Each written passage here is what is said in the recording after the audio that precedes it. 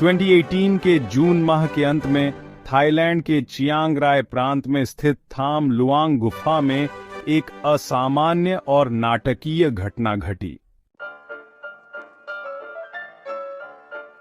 12 किशोर football खिलाड़ी और उनके कोच जो गुफा में खेलने गए थे, अचानक बारिश के कारण फंस गए।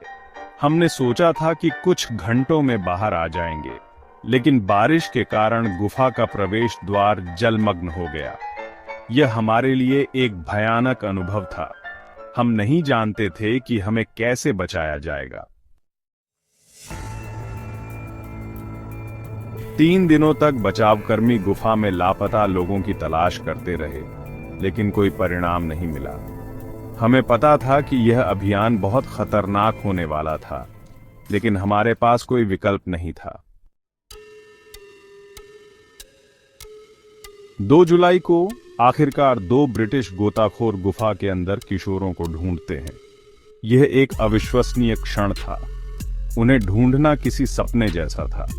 हम विश्वास नहीं कर पा रहे थे, लेकिन उस पल में हमें पता था कि हमारी मदद आ रही है।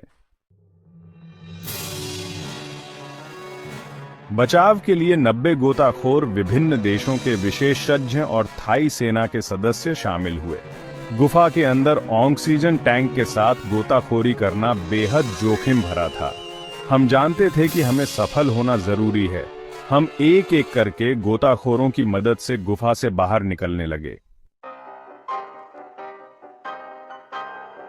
गुफा का रास्ता संकीर्ण था और कई जगहों पर पानी भर गया था, जिससे बचाव कार्य और भी कठिन हो गया था। कुछ स्थान इतने संकीर्ण थे कि हम एक एक करके गुफा के अंदर बढ़ते जाते थे।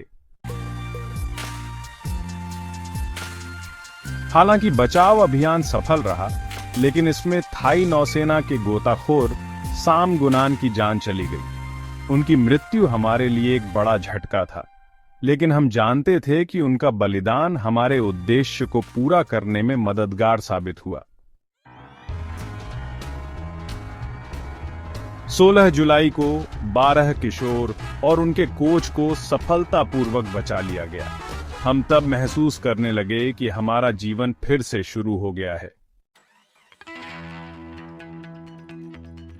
जब हम पहली बार बचाव कर्मियों को देखते थे, तो लगता था कि यह एक चमत्कारी घटना है। यह बचाव अभियान सिर्फ थाईलैंड में नहीं, बल्कि पूरे विश्व में हलचल मचा दी। यह हमारे जीवन की सबसे बड़ी लड़ाई थी, लेकिन हमारी एकजुट इच्छा शक्ति ने हमें जीत दिलाई। 2018 का गुफा बचाव अभियान सिर्फ एक शारीरिक लड़ाई नहीं था, बल्कि यह मानवीय सहानुभूति का एक अमर उदाहरण था। हम मानते हैं कि कभी भी उम्मीद नहीं छोड़नी चाहिए। इस बचाव में जिन्होंने मदद की, उनके प्रति सम्मान व्यक्त करते हुए हम अपनी कहानी समाप्त करते हैं।